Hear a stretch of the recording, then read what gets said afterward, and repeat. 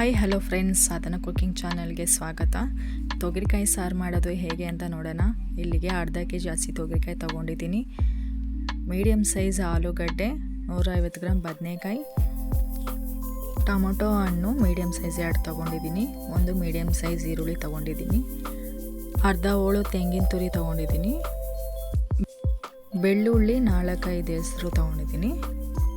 ಈಗ ಒಂದು ಪಾತ್ರೆಯಲ್ಲಿ ತೊಗರಿಕಾಳು ತರಕಾರಿ ಹಾಕ್ಕೊಳ್ಳೋಣ.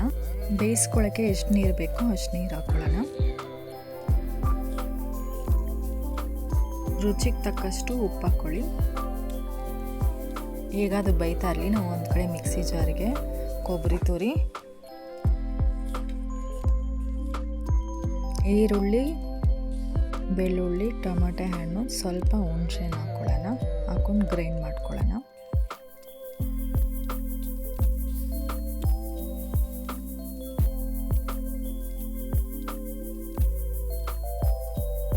ನೋಡಿ, ಈ ಥರ ಗ್ರೈಂಡ್ ಮಾಡಿ ಇಟ್ಕೊಂಡಿದ್ದೀನಿ. ಈಗ ಕುದೀತಾ ಇದೆ, ನೋಡೋಣ ಹೇಗಾಗಿದೆ ಅಂತ. ಅರ್ಧ ಬೆಂದಿದೆ. ಈ ಟೈಮಲ್ಲಿ ನೀವು ಸಾಂಬಾರು ಪುಡಿ ಹಾಕ್ಕೊಳ್ಳಿ. ಗ್ರೈಂಡ್ ಮಾಡಿ ಇಟ್ಕೊಂಡಿದ್ವಲ್ಲ, ಈಗ ಅದನ್ನು ಹಾಕ್ಕೊಳ್ಳೋಣ.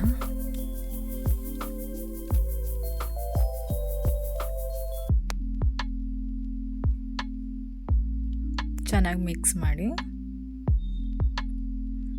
ಮಾಡಿ ಸ್ವಲ್ಪ ಹೊತ್ತು ಮುಚ್ಚಲು ಹಾಕಿ ಬಿಟ್ಬಿಡಿ. ಹಸಿ ಸ್ಮೆಲ್ ಹೋಗಬೇಕು. ಈಗ ಹಸಿ ಸ್ಮೆಲ್ ಹೋಗಿರುತ್ತೆ. ಈಗ ತೆಗೆಯೋಣ.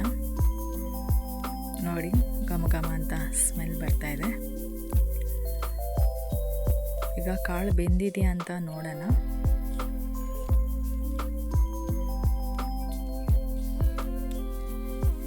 ನೋಡಿ, ಚೆನ್ನಾಗಿ ಬೆಂದಿದೆ ಕಾಳು. ಸಾರು ಥಿಕ್ನೆಸ್ ಬೇಕಂದರೆ ನೀವು ನೀರು ಸ್ವಲ್ಪ ಕಡಿಮೆ ಹಾಕ್ಕೊಳ್ಳಿ. ನಾನು ಸ್ವಲ್ಪ ನೀರು ಥರ ತೆಳುಗೆ ಮಾಡ್ಕೋತಾ ಇದ್ದೀನಿ. ಈಗ ಒಗ್ಗರಣೆ ಮಾಡ್ಕೊಳ್ಳೋಣ. ಸಾಸಿವೆ, ಈರುಳ್ಳಿ, ಕರಿಬೇವು ಹಾಕ್ಕೊಳ್ಳಿ. ಚೆನ್ನಾಗಿ ಫ್ರೈ ಮಾಡಿ ಈಗ ಒಗ್ಗರಣೆ ಕೊಟ್ಕೊಳ್ಳಿ. ಒಂದು ಸಲ ಇದೇ ಥರ ಮಾಡ್ಕೊಂಡು ನೋಡಿ, ತುಂಬ ಚೆನ್ನಾಗಿರುತ್ತೆ. ದೋಸೆ, ಇಡ್ಲಿ, ಅನ್ನದ ಜೊತೆಗೆ ಒಳ್ಳೆ ಕಾಂಬಿನೇಷನು, ಚೆನ್ನಾಗಿರುತ್ತೆ. ಹಾಗೆ ನಮ್ಮ ಚಾನಲ್ನ ಸಬ್ಸ್ಕ್ರೈಬ್ ಮಾಡ್ಕೊಳ್ಳಿ, ಸಪೋರ್ಟ್ ಮಾಡಿ. ವಿಡಿಯೋ ನೋಡಿದ್ದಕ್ಕಾಗಿ ಧನ್ಯವಾದಗಳು.